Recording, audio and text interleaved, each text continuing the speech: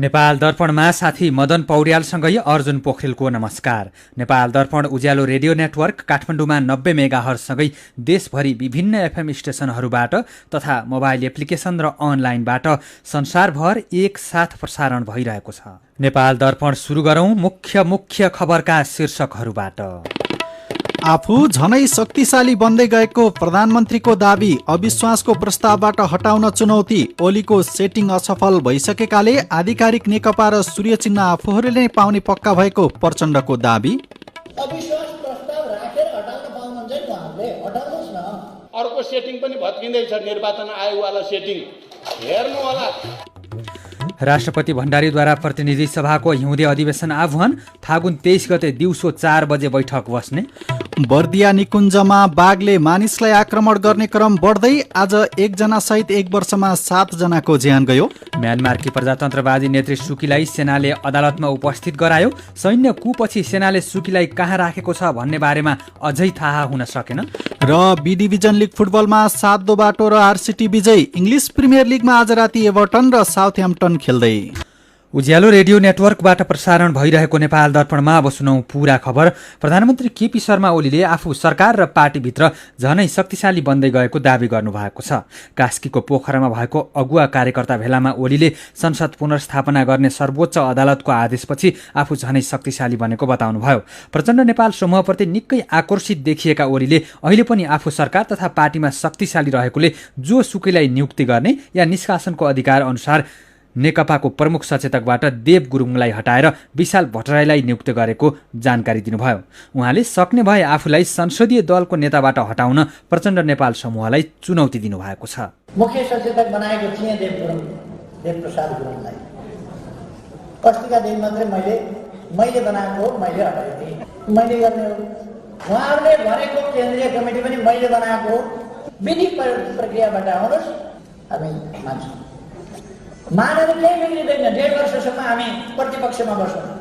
उहाँहरूलाई आफू बलियो छु भन्ने जस्तो लाग्छ भने अविश्वास प्रस्ताव राखेर हटाउन पाउनुहुन्छ नि उहाँहरूले, हटाउनुहोस् न। कार्यक्रममा प्रधानमन्त्री ओलीले आफूमाथि शारीरिक आक्रमण हुन सक्ने जोखिम रहेको बताउनु भएको छ। आफूले देश र नागरिकको पक्षमा काम गरेकैले केही देशी विदेशी पक्षले प्रहार गरिरहेको र त्यो शारीरिक आक्रमणकै तहमा पुग्न सक्ने ओलीको दाबी छ। सरकार प्रभावकारी र गतिशील ढङ्गले अगाडि बढिरहेको हुनाले, विकास निर्माणका कामहरूले गति लिइरहेको हुनाले ममाथि प्रहार गर्दैछ। तपाईँहरू अनौठो नमान्नु होला। यदि ममाथि कुनै शारीरिक हमला नै भयो वा मेरो ज्यान तलमाथि भइहाल्यो भने पनि अनौठो नमान्नु। तर त्यस्तो हुन दिइने छैन, हामी सतर्कता अप्नाउँछौँ। यसैबीच नेपाल कम्युनिस्ट पार्टीको प्रचण्ड नेपाल समूहका अध्यक्ष पुष्पकमल दाहाल प्रचण्डले आधिकारिक नेकपा र सूर्य चिन्ह आफूहरूले पाउने पक्की भएको दावी गर्नुभएको छ। काठमाडौँमा भएको पार्टी निकट पेशागत महासंघ र नेपाल राष्ट्रिय कर्मचारी महासंघको एकता कार्यक्रममा प्रचण्डले निर्वाचन आयोगले आफूहरूलाई नै आधिकारिक नेकपा पार्टी र सूर्य चिन्ह दिने पक्का भइसकेको खबर पाएको दावी गर्नुभयो। प्रधानमन्त्री केपी शर्मा ओलीले अदालतमा सेटिङ गर्न खोजे पनि उहाँको षड्यन्त्र सर्वोच्चले असफल बनाइदिएको र अब निर्वाचन आयोगले पनि ओलीको सेटिङलाई भत्काइदिने प्रचण्डको जिकिर छ।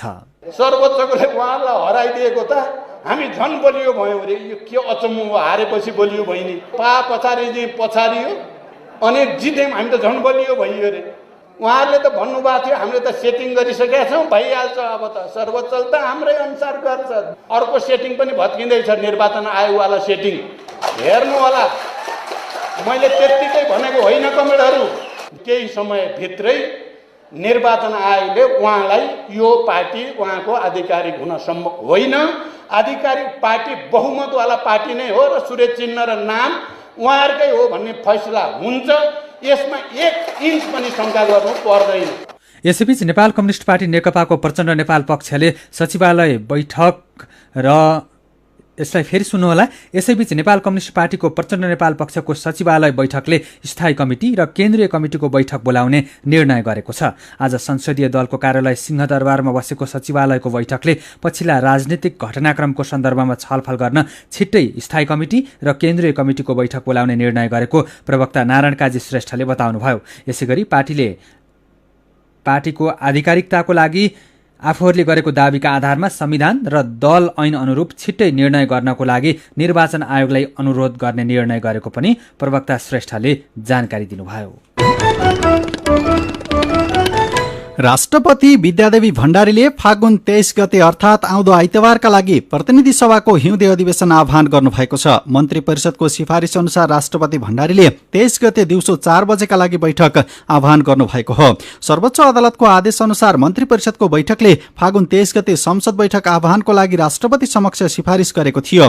गएको पुस 5 गते प्रधानमन्त्रीको सिफारिसमा राष्ट्रपतिले प्रतिनिधि सभा विघटन गरे पनि सर्वोच्च अदालतले फागुन 11 गते संसद विघटनको निर्णय बदर गरेर 13 दिनभित्र बैठक बोलाउन आदेश दिएको थियो। यसैबीच सभामुख अग्निप्रसाद सापकोटाले नेपालको संविधानले लोकतन्त्रको सबै आयामलाई समेटेको र नयाँ मूल्य मान्यतालाई आत्मसात गर्न खोजेको बताउनु भएको छ। काठमाडौँमा भएको कार्यक्रममा उहाँले संविधानले मौलिक अभ्यास गर्न खोजेको भन्दै संविधानलाई अझै पनि विकास, परिमार्जन र संशोधन गर्नुपर्ने आवश्यकता रहेकोमा जोड दिनु भएको छ। उहाँले ससाना छिद्रभित्र पसेर ठूला ठूला घटना हुने गरेको भन्दै कानूनलाई थप बलियो बनाउनु पर्नेमा पनि जोड दिनुभयो। बर्दिया राष्ट्रिय निकुञ्ज आसपासमा बाघले मानिसलाई आक्रमण गर्ने क्रम बढ्दै गएको छ। बाघको आक्रमणबाट आज राजापुर नगरपालिका 10 का 65 वर्षका लालबहादुर थारूको ज्यान गएको छ। बर्दिया राष्ट्रिय निकुञ्जको मध्यवर्ती क्षेत्र गेरुवा गाउँपालिका वडा नम्बर 6 नैरङ्गापुरमा भैँसी चराउन गएका थारूलाई बाघले आक्रमण गरेको थियो। हात्तीको सहायताले खोजी गर्दा झण्डै 4 घण्टापछि शव फेला परेको बर्दिया राष्ट्रिय निकुञ्जका प्रमुख संरक्षण अधिकृत विष्णु प्रसाद श्रेष्ठले जानकारी दिनुभयो। बाघको आक्रमणबाट बर्दियामा 1 वर्षमा 7 जनाले ज्यान गुमाएका छन्। यसैबीच चोरी शिकार नियन्त्रण युवा परिचालन अभियानले पर्सि मार्च 3 तारिकमा मनाउने दिवसको औपचारिक कार्यक्रम स्थगित भएको जनाएको छ। बर्दियामा आज बाघको आक्रमणबाट 1 जनाको ज्यान गएपछि औपचारिक कार्यक्रम स्थगित भएको बर्दिया राष्ट्रिय निकुञ्जका प्रमुख संरक्षण अधिकृत विष्णु प्रसाद श्रेष्ठले जानकारी दिनुभयो। यसैबीच चितवनको माडी नगरपालिका नीलगाईको आक्रमणबाट 1 जनाको ज्यान गएको छ। नीलगाईको आक्रमणबाट 55 वर्षका वीरबहादुर तामाङको ज्यान गएको जिल्ला प्रहरी कार्यालय चितवनले जनाएको छ। कल्याणपुर सामुदायिक वनमा घाँस काट्न जाने क्रममा तामाङलाई दिउँसो 3 बजे नीलगाईले आक्रमण गरेको थियो। शहरी विकास मन्त्री प्रभु शाहले काठमाडौँ उपत्यकाभित्र र बाहिरका स्मार्ट सिटीलाई समानान्तर ढङ्गले अगाडि बढाइरहेको बताउनु भएको छ। काठमाडौँमा भएको कार्यक्रममा बोल्दै उहाँले स्मार्ट सिटीका बारेमा मन्त्रालयमा भएको कार्यक्रममा मन्त्री शाहले काठमाडौँमा बन्न लागेका 4वटा स्मार्ट सिटीमध्ये 3वटाको काम अगाडि बढेको जानकारी दिनुभयो। सरकारले यसअघि मूलपानीदेखि भक्तपुरको तिखलापाखे आयोजना, सूर्यविनायक हुँदै ललितपुरको लामाटार, बालकोट कौशलटार क्षेत्र, खोकना बुङमती सैबु आवास क्षेत्र हुँदै चोभार र तारकेश्वर जाने मूलबाटो हुँदै टोखा बाइपाससम्म स्मार्ट सिटी बनाउने योजना अगाडि सारेको थियो। काठमाडौँ उपत्यका बाहिर पनि 10वटा स्मार्ट सिटीको काम अगाडि बढेको मन्त्री शाहको भनाइ छ। उहाँले स्मार्ट सिटी बनाउने नाममा कानून विपरीत काम गर्न नहुनेमा पनि जोड दिनुभयो। डोटीमा स्वास्थ्य संस्थामा गर्भ जाँच गराउने मध्ये 11% उमेर नपुगी गर्भवती हुने गरेको पाइएको छ। जिल्ला स्वास्थ्य कार्यालय डोटीको तथ्याङ्क अनुसार जिल्लाभरिका स्वास्थ्य संस्थाहरूमा आर्थिक वर्ष 2076-77मा स्वास्थ्य जाँच गराउने गर्भवती महिला मध्ये 11% 20 वर्षभन्दा कम उमेरका किशोरी रहेका छन्। कानूनले विवाहको उमेर 20 वर्षभन्दा माथि कायम गरेको भए पनि डोटीमा 20 वर्ष नपुग्दै विवाह गर्ने तथा गर्भवती हुने क्रम नरोकिएको जिल्ला स्वास्थ्य कार्यालय डोटीका प्रमुख रमेश मलासीले जानकारी दिनुभयो।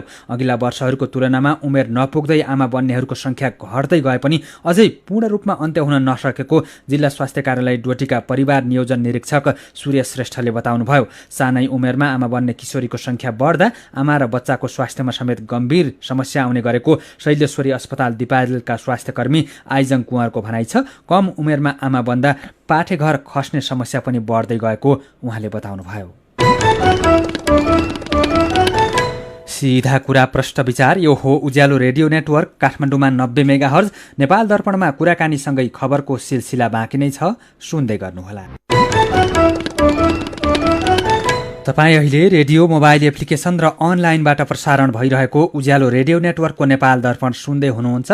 यतिन्जेल हामीले आफू झनै शक्तिशाली बन्दै गएको प्रधानमन्त्री ओलीको दाबी, अविश्वासको प्रस्तावबाट हटाउन चुनौती, ओलीको सेटिङ असफल भइसकेकोले आधिकारिक नेकपा र सूर्य चिन्ह आफूहरूले नै पाउने पक्का भएको प्रचण्डको दाबी, राष्ट्रपति भण्डारीद्वारा प्रतिनिधि सभाको हिउँदे अधिवेशन फागुन 23 गतेको लागि आह्वान, बर्दिया राष्ट्रिय निकुञ्जमा आज 1 जना सहित एकै वर्षमा 7 जनाको बाघको आक्रमणबाट ज्यान गयो लगायतका खबर प्रस्तुत गर्यौं।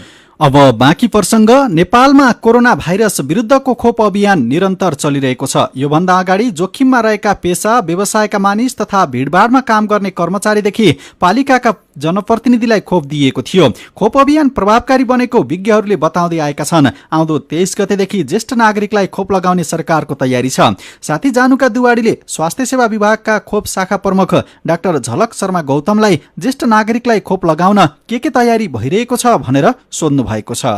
55 वर्षभन्दा माथिका नागरिकहरूलाई खोप दिन्छौँ र हाम्रा स्वास्थ्य संस्थामा हुने खोप केन्द्रहरूबाट दिन्छौँ। हामी घर घरमा जाँदैनौँ। समुदायमा जाने भनेको स्वास्थ्य संस्थामा जाने हो। घर घरमा गएर यो खोप दिन सकिँदैन र नजिकको स्वास्थ्य संस्था, हेल्थ पोस्टहरू, प्राथमिक स्वास्थ्य केन्द्रहरू, जिल्ला अस्पतालहरूमा हाम्रा खोप केन्द्र हुन्छन्। 23 गतेबाट यो ज्येष्ठ नागरिकहरूलाई लगाउने खोपको तयारी चाहिँ के कसरी भइराखेको छ? हामीले खोप र हाम्रो लजिस्टिकका सामानहरू हामीले हाम्रा संस्थाहरूमा पुर्याउँछौँ र त्यहाँ खोप अनि जिल्लाले र स्वास्थ्य संस्थाहरूले सूक्ष्म योजनाहरू बनाउनुहुन्छ। खोप केन्द्र कहाँ राख्ने, कुन समयमा दिने, कति संख्यालाई दिने भनेर त्यो सबै योजनाहरू बनाउनुहुन्छ। त्यो योजना अनुसार उहाँहरू आफ्नो नजिकको खोप केन्द्रमा गएर खोप लगाउनु पर्ने हुन्छ। अब यो 55 वर्ष उमेर माथिका सबैजनाले लगाउन हुन्छ कि त्यसमा पनि अरू रोगहरू भएका व्यक्तिहरूले लगाउन हुँदैन खोप? यही खोपको कारण एलर्जी अथवा एनाफाइलेक्सिस भन्छौँ हामी, त्यो छ भने हामी दिँदैनौँ र सिकिस्त बिरामीहरूलाई दिँदैनौँ, उच्च ज्वरो आउनेहरूलाई दिँदैनौँ। अरू विभिन्न खालका औषधिहरू खाइरहनु भएका बुढाबुढीहरू हुनुहुन्छ नि त, दमका औषधिहरू खाने? सामान्य रोगहरूमा हामी जस्तो अरू रोगहरूमा हामी दिन्छौँ। जस्तो अब ज्येष्ठ नागरिकहरू त अलि टाढा रहेको खोप केन्द्रमा जान सक्नुहुन्न, त्यही भएर त्यसको व्यवस्थापन चाहिँ कसरी गरिराख्नु भएको छ? कति टाढासम्म जानुपर्छ उहाँहरू खोप लगाउनको लागि? पालिकासम्म जानुपर्ने हो कि? अहिलेका पालिकाका वडाहरू, प्रत्येक वडामा हाम्रो स्वास्थ्य संस्थाहरू छन्। ती स्वास्थ्य संस्थाहरूमा हाम्रो खोप केन्द्र रहन्छन् र स्थानीय जुन जिल्ला समन्वय समिति अथवा पालिका समन्वय समिति, वडा समन्वय समितिहरूले आवश्यकताका अनुसार र व्यवस्थापन गर्न सकिने हिसाबले अरू खोप केन्द्र बढाउन पनि उहाँहरूले सक्नुहुन्छ। धेरै व्यक्तिहरू नै हुनुहुन्छ होइन, ज्येष्ठ नागरिकहरू पनि धेरै नै संख्यामा हुनुहुन्छ। सबैजनालाई खोप पुग्छ अहिले तत्कालको लागि? खोपको व्यवस्था पनि गर्दैछौँ, अहिले दिँदै जानेछौँ र अनि त्यही भएर हामीले प्राथमिकता निर्धारण गर्नु परेको हो। हामीसित प्रशस्त मात्रामा खोप अहिले छैन, निश्चित सीमित मात्रामा खोप छ। अब जस्तो अहिले पहिलो डोज लगाउनु भएका वृद्धहरूलाई दोस्रो डोजमा पनि यही खोप लगाइन्छ कि अथवा अरू खोप खरिद गरेर ल्याएर लगाइने हो? अहिले हामीले कोभिसिल्ड दिएकाहरूलाई यो खोप प्राप्त, कोभिसिल्ड नामको खोप दिइरहेछौँ। यो खोप प्राप्त गरेका व्यक्तिहरूले दोस्रो मात्रा पनि यही लगाउनु पर्छ। अब योभन्दा अगाडि अलिकति अग्रपङ्क्तिमा खटिनु भएका युवा पुस्ताहरूले लगाउनु भयो खोप होइन, अब वृद्धलाई लगाइँदैछ। उहाँहरूले पनि खोप लगाइसकेपछि 15 मिनट नै स्वास्थ्य कर्मीहरूको हेरचाहमा बस्नुपर्छ कि उहाँहरूको लागि चाहिँ निगरानीको समय बढाइन्छ? खोप लगाइसकेपछि आधी घण्टा खोप लगाएको ठाउँमा बस्ने, आराम गर्ने र अनि उहाँहरू त्यसपछि बिस्तारै आफ्नो घरमा जान सक्नुहुन्छ। उहाँ हुनुहुन्थ्यो स्वास्थ्य सेवा विभागको खोप शाखाका प्रमुख डाक्टर झलक शर्मा गौतम। फेरि पनि कोरोनाकै प्रसङ्ग। कोरोना संक्रमणका कारण पछिल्लो 24 घण्टामा थप 3 जनाको ज्यान गएको छ। थपिएका 3 जना सहित नेपालमा संक्रमणका कारण ज्यान गुमाउनेको संख्या 2777 पुगेको स्वास्थ्य तथा जनसङ्ख्या मन्त्रालयले जनाएको छ। यस्तै 3049 जनामा PCR परीक्षण गर्दा 73 जनामा कोरोना पोजिटिभ भेटिएको छ। अहिलेसम्म नेपालमा 2,74,216 जनामा कोरोना पुष्टि भएको छ। संक्रमित मध्ये 2,70,471 जना निको भएका छन्। पछिल्लो 24 घण्टामा 64 जना संक्रमण मुक्त भएका छन्। अहिले नेपालमा 968 जना सक्रिय संक्रमित रहेका स्वास्थ्य मन्त्रालयले जनाएको छ। शेयर बजार परिसूचक नेप्से आज झण्डै 41 अङ्कले बढेको छ। सबै समूहको शेयर उकालो लागेपछि नेप्से 40.64 अङ्कले बढेर 2515.03 बिन्दुमा पुगेको हो। आज 209 कम्पनीका 1,18,38,000 किता शेयर 5 अर्ब 69 करोड 23 लाख रुपैयाँमा किनबेच भएका छन्। निफ्राको सबैभन्दा धेरै 44 करोड रुपैयाँको शेयर किनबेच भएको छ। आज चन्द्रगिरी हिल्स लिमिटेडको झण्डै 10 र कर्पोरेट विकास बैङ्कको शेयर 8% भन्दा धेरैले बढेको छ। धादिङको त्रिपुरा सुन्दरीमा डोजरले फालेको माटोले पुरिएर एकजना महिलाको ज्यान गएको छ। बाटो फराकिलो पार्ने क्रममा माटोले पुरिएर त्रिपुरा सुन्दरी गाउँपालिका वडा नम्बर 1 की सरस्वती कुमारको ज्यान गएको जिल्ला प्रहरी कार्यालय धादिङले जनाएको छ। यसैबीच रसुवाको उत्तरगया गाउँपालिका 5 खाल्डेमा खोलाले बगाएका 2 जना बालक मध्ये एकजनाको अवस्था अझै थाहा हुन सकेको छैन। खेल्ने क्रममा 2.5 वर्षका युकेश तामाङ र 3 वर्षका आश्विन तामाङलाई त्रिशुली खोलाले बगाएको र आश्विनलाई उद्धार गरिएको तथा युकेशको खोजी भइरहेको जिल्ला प्रहरी कार्यालय रसुवाले जनाएको छ। खोटाङको दिप्रुङ चुइचुममा गाउँपालिकाले विद्यालयमा दिवा खाजा कार्यक्रम सुरु गरेको छ। खाजाकै कारण विद्यालय छाड्न बाध्य विद्यार्थीलाई लक्षित गर्दै शिक्षा तथा प्रविधि मन्त्रालयबाट प्राप्त भएको सशर्त अनुदानबाट गाउँपालिकाले दिवा खाजा कार्यक्रम सुरु गरेको हो। 7 वटा ओडा रहेको गाउँपालिकाका 48 विद्यालयका बाल विकास केन्द्रदेखि कक्षा 5 सम्म अध्ययनरत 3054 विद्यार्थीलाई खाजा उपलब्ध गराउने गरी दिवा खाजा कार्यक्रम सुरु गरिएको गाउँपालिकाका अध्यक्ष भूपेन्द्र राईले बताउनुभयो।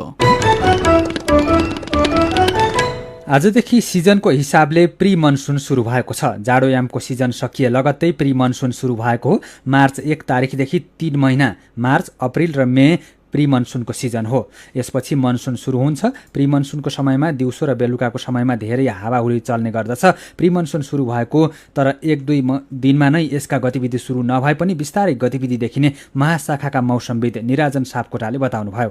उहाँका अनुसार विशेष गरी यो सिजनमा मेघ गर्जनसहित चट्याङ पर्ने, आगलागी हुने हुँदा मानवीय क्षति हुने जोखिम पनि उत्तिकै रहन्छ। सीधा कुरा प्रश्न विचार, यो हो उज्यालो रेडियो नेटवर्क काठमाडौँमा 90 मेगाहर्ज, नेपाल दर्पणमा मेरो पनि भन्नु छ सँगै खबरको सिलसिला बाँकी नै छ, सुन्दै गर्नुहोला। विभिन्न रेडियो स्टेशनबाट मेचीदेखि महाकालीसम्म र मोबाइल एप्लिकेसन तथा अनलाइनबाट संसारभरि एक साथ प्रसारण भइरहेको नेपाल दर्पणमा तपाईंलाई फेरि स्वागत छ। अब बाँकी खबर। वन तथा वातावरण मन्त्री प्रेमबहादुर आलेले पशुपति आर्यघाटमा दाह संस्कारका लागि दाउरा किन्नुपर्ने अवस्थाको अन्त्य गर्ने बताउनु भएको छ। काठमाडौँमा भएको कार्यक्रममा वन मन्त्री आलेले पशुपति आर्यघाटमा वन तथा वातावरण मन्त्रालयले निशुल्क दाउरा उपलब्ध गराउने बताउनुभयो। निशुल्क दाउराका लागि मन्त्रालयले गृह कार्य अगाडि बढाएको भन्दै उहाँले छिट्टै लागू गर्ने पनि बताउनुभयो। सर्लाहीमा 5 कुमारी खोलामा निर्माणाधीन पुल 4 वर्षदेखि अलपत्र अवस्थामा छ। हरिपुर नगरपालिका 8 र लालबन्दी नगरपालिका 4 को सिमानामा रहेको 5 कुमारी खोलामा 2 खम्बा भएको पक्की पुल निर्माण सुरु गरिएको 4 वर्षसम्म पनि सम्पन्न हुन नसकेको हो। पुल नबन्दा नागरिक अहिले पनि खोलाबाटै आवतजावत गर्न बाध्य भएका छन्। पर्साको वीरगञ्जबाट हुण्डी रकमसहित एकजना पक्राउ परेका छन्। भारतको रक्सौलबाट नेपाल आउँदै गरेको भारतीय नम्बर प्लेटको मोटरसाइकलमा सवार भारतका सोनु शाहलाई 3,12,000 रुपैयाँ र 5,200 भारतीय रुपैयाँ सहित पक्राउ गरिएको प्रहरीले जनाएको छ। धनकुटाको शहीदभूमि गाउँपालिका पूर्ण विद्युत चुहावट मुक्त गाउँपालिका घोषणा हुने भएको छ। गाउँपालिकाले 7औं गाउँसभाबाट विद्युत चुहावट मुक्त गाउँपालिका घोषणा गर्ने निर्णय गरेको हो। खोटाङको हलेसी तुवाचुङ नगरपालिका 4 बडहरे र ओखलढुङ्गाको मानेभन्ज्याङ गाउँपालिका 1 मोली जोड्ने सडक निर्माणको काम सकिएको छ। वडा कार्यालयको पहलमा बडहरेबाट दुधकोशीको किनारमा पर्ने घोपाटार पुग्ने झण्डै 10.5 किलोमिटर सडक निर्माण गरिएको वडा अध्यक्ष किशोर बस्नेतले बताउनुभयो। रामेछाप नगरपालिकाले भैँसी र गाईलाई सुत्केरी भत्ता रकम वितरणको काम सुरुवात गरेको छ। नगरपालिकाले पालिकामा दूधमा आत्मनिर्भर बनाउनको लागि किसानहरूलाई प्रोत्साहन स्वरूप सुत्केरी भैँसी र गाईलाई सुत्केरी स्याहार भत्ता रकम वितरण गरेको हो। गोठगाउँ र साँगुटारमा गरी 80 जना किसानलाई 1,000 रुपैयाँका दरले रकम दिइएको नगरपालिकाले जनाएको छ। 2078 सालमा 3 वटा दशैं परेको छ। यस वर्षको चैते दशैं वैशाख 7 गते परेको नेपाल पञ्चाङ्ग निर्णायक समितिले स्वीकृत गरेको पात्रमा उल्लेख छ। यसैगरी 2078 सालको चैत 26 गते अर्को चैत शुक्ल अष्टमी अर्थात् चैते दशैं परेको छ। त्यस्तै बडा दशैंका रूपमा मनाइने दशैंको मुख्य दिन असोज 19 गते परेको छ। यस वर्ष असोजमा मलमास परेकाले 2078 सालमा 3 वटा दशैं परेको पञ्चाङ्ग निर्णायक समितिका अध्यक्ष प्राध्यापक डाक्टर रामचन्द्र गौतमले बताउनुभयो। रुकुम पश्चिमको एक विद्यालयमा छोरा बुहारीले स्वर्गीय आमाको नाममा शैक्षिक अक्षय कोष स्थापना गरेका छन्। मुसिकोट नगरपालिका वडा नम्बर 1 का कर्णबहादुर बोहरा र गायत्रा केसी बोहराले उहाँकी स्वर्गीय आमा चैती भण्डारी बोहराको नाममा सरस्वती माध्यमिक विद्यालय सल्लेमा 1,01,111 रुपियाँको कोष स्थापना गर्नुभएको हो। मेरो पनि भन्नु छ। म्याग्दी र बागलुङमा एक विद्यालय एक स्टाफ नर्स कार्यक्रम लागू भएको खबरमा भेटुवाल जीवन नाम राखेका साथीको प्रतिक्रिया छ। म्याग्दीमा मात्रै होइन, देशभरका सबै विद्यालयमा लागू गर्न सके राम्रो हुने थियो। यही विषयको खबरमा पदम खप्तडी खुसी व्यक्त गर्दै लेख्नुहुन्छ, राम्रो काम, यस्तो कार्यक्रम छिट्टै देशभरका विद्यालयमा लागू गरियोस्। यसो गर्न सके अभिभावकलाई आफ्ना नानी बाबु सुरक्षित छन् भन्ने महसुस हुन्छ। प्रधानमन्त्री केपी शर्मा ओलीले आफूमाथि शारीरिक आक्रमण हुन सक्ने जोखिम रहेको बताउनु भएको खबरमा राजरक नाम राखेका साथीलाई चित्त बुझेन छ। उहाँ लेख्नुहुन्छ, देशकै प्रधानमन्त्रीले यस्तो भन्दै गर्दा हामी नागरिकको हालत कस्तो छ भनेर बुझ्ने। यही खबरमा लक्ष्मण बहादुर सुनुवारको प्रतिक्रिया छ, असल काम गर्नुस् प्रधानमन्त्रीज्यू, कसैको पनि डर मान्नु पर्दैन। अनि मनाङमा पहिलो पटक 33 केबीको प्रसारण लाइन पुगेको खबरमा कृष्ण पाठक लेख्नुहुन्छ, कतै गाउँमा बस जाँदा हर्ष बढाई गर्नुपर्ने, कतै बिजुली पुग्दा खुसी मान्नुपर्ने होइन, नेपाल विकासशील राष्ट्रको नाममा कसरी सूचीकृत हुँदैछ, अचम्म लागेर आउने। विचारका लागि तपाईलाई धन्यवाद। मेरो पनि भन्नु छ। मेरो पनि भन्नु छ प्रस्तुत गर्दै हुनुहुन्थ्यो साथी जानुका दुवाडी। नेपाल दर्पणमा अब विदेशका खबर। सेनाको नजरबन्दमा रहेकी म्यानमारकी प्रजातन्त्रवादी नेत्री आङ सान सुकी एउटा अदालत बाहिर देखा पर्नु भएको छ। उहाँलाई सेनाले आज अदालतमा उपस्थित गराएको र उहाँको स्वास्थ्य अवस्था राम्रो देखिएको सुकीका वकिललाई उद्धृत गर्दै बीबीसीले जनाएको छ। गएको नोभेम्बरमा भएको चुनावमा धाँधली भएको भन्दै फेब्रुअरी 1 मा सत्ता हातमा लिएको सेनाले सुकीमाथि 2वटा मुद्दा लगाएको छ। फेब्रुअरी 1 यता उहाँलाई सेनाले कहाँ राखेको छ भन्ने बारे खुलेको छैन। नेशनल डेमोक्रेटिक लीग पार्टीकी अध्यक्ष समेत रहेकी सुकीको रिहाई र प्रजातन्त्र पुनर्स्थापनाका लागि म्यानमारमा सेनाको कर्फ्यू तोडेर दिनौं प्रदर्शन भइरहेका छन्। प्रहरीले चलाएको गोली लागेर अहिलेसम्म 18 जनाको ज्यान गइसकेको बीबीसीले जनाएको छ। म्यानमारमा 1 वर्षका लागि संकटकालको घोषणा गरिएको छ। अमेरिकाले जोन्सन एन्ड जोन्सन कम्पनीले विकास गरेको कोरोना विरुद्धको 40 लाख डोज खोप वितरण गर्ने तयारी गरेको छ। जोन्सनको खोप सबै राज्य तथा फार्मेसी र सामुदायिक स्वास्थ्य केन्द्रबाट उपलब्ध हुने गरी आपूर्ति गर्ने तयारी भइरहेको अमेरिकी राष्ट्रपति जो बाइडेनको प्रशासनले जनाएको छ। 1 डोज मात्रै लगाए पुग्ने जोन्सनको खोप गम्भीर प्रकृतिका कोरोना रोकथामका बिरामीलाई पनि सफल हुने दावी गरिएको छ। अमेरिकी खाद्य तथा औषधि प्रशासन एफडीएले कोरोनाको नयाँ स्वरूपलाई पनि रोकथाम गर्न जोन्सनको खोप प्रभावकारी देखिएको जनाएको छ। अमेरिकाले यसअघि फाइजर र मोडेनाले विकास गरेका खोप प्रयोगमा ल्याइसकेको छ। अमेरिकामा अहिलेसम्म 6 करोड 50 लाख व्यक्तिले खोप लिइसकेका छन्। अब खेल खबर। शहीद स्मारक बी डिभिजन लीग फुटबल अन्तर्गत आज भएका खेलमा सातो बाटो युथ क्लब र Rani Pokhari corner team RCT विजयी भएका छन्। आफ्नो अपराजित यात्रा कायम राख्ने क्रममा सातो बाटोले श्री भगवती क्लबलाई 1-0 गोलले हराएको हो। एन्फा मैदानमा भएको खेलमा सातो बाटोलाई जित दिलाउन दोर्जे तामाङले गोल गरे। जितसँगै 22 अङ्कका साथ सातो बाटो शीर्ष स्थानमा कायमै छ। श्री भगवती 6 अङ्क जोडेर 9औं स्थानमा रहेको छ। आजै भएको पहिलो खेलमा आरसीटीले टुसाल युथ क्लबलाई 1-0 गोलले हरायो। उसका लागि अजित गुरुङले निर्णायक गोल गरे। आजको जितसँगै आरसीटीको 12 अङ्क भएको छ, टुसालको 8 अङ्क रहेको छ। र इङ्ग्लिस प्रिमियर लिग फुटबलमा आज एभर्टन र साउथह्याम्पटन खेल्दैछन्। खेल राति पाउने 2 बजे सुरु हुनेछ। 40 अङ्कका साथ तालिकाको 7औं स्थानमा रहेको एभर्टनले आज निकालेमा 1 स्थान सुधार गर्नेछ। साउथह्याम्पटन 30 अङ्कका साथ 14औं स्थानमा छ। खेल खबरसँगै उज्यालो रेडियो नेटवर्कबाट प्रसारण भइरहेको नेपाल दर्पणको समय सकिनै लागेको छ। बिदा हुनु अघि आजका मुख्य खबरका शीर्षकहरू फेरि एकपटक। आफू झनै शक्तिशाली बन्दै गएको प्रधानमन्त्रीको दाबी, अविश्वासको प्रस्तावबाट हटाउन चुनौती, ओलीको सेटिङ असफल भइसकेकाले आधिकारिक नेकपा र सूर्य चिन्ह आफूहरूले नै पाउने पक्का भएको प्रचण्डको दाबी। राष्ट्रपति भण्डारीद्वारा प्रतिनिधि सभाको हिउँदे अधिवेशन आह्वान, फागुन 23 गते दिउँसो 4 बजे बैठक बस्ने। बर्दिया निकुञ्जमा बाघले मानिसलाई आक्रमण गर्ने क्रम बढ्दै आज 1 जना सहित 1 वर्षमा 7 जनाको ज्यान गयो। म्यानमारकी प्रजातन्त्रवादी नेत्री सुकीलाई सेनाले अदालतमा उपस्थित गरायो। सैन्य कुपछि सेनाले सुकीलाई कहाँ राखेको छ भन्ने बारेमा अझै थाहा हुन सकेन। र बी डिभिजन लिग फुटबलमा सातो बाटो र आरसीटी विजयी। इङ्ग्लिस प्रिमियर लिगमा आज राति एभर्टन र साउथह्याम्पटन खेल्दै। आजको नेपाल दर्पण सकिएको छ। प्रविधिमा साथ दिने साथी सङ्घर्ष विष्टसँगै हामी मदन पौड्याल र अर्जुन पोखरेल पनि बिदा हुन्छौँ। कोरोनाको जोखिम कायमै रहेकोले सुत्नु अघि पनि साबुन पानीले मिची 20 सेकेन्डसम्म हात धुन नबिर्सनुहोला। नमस्कार।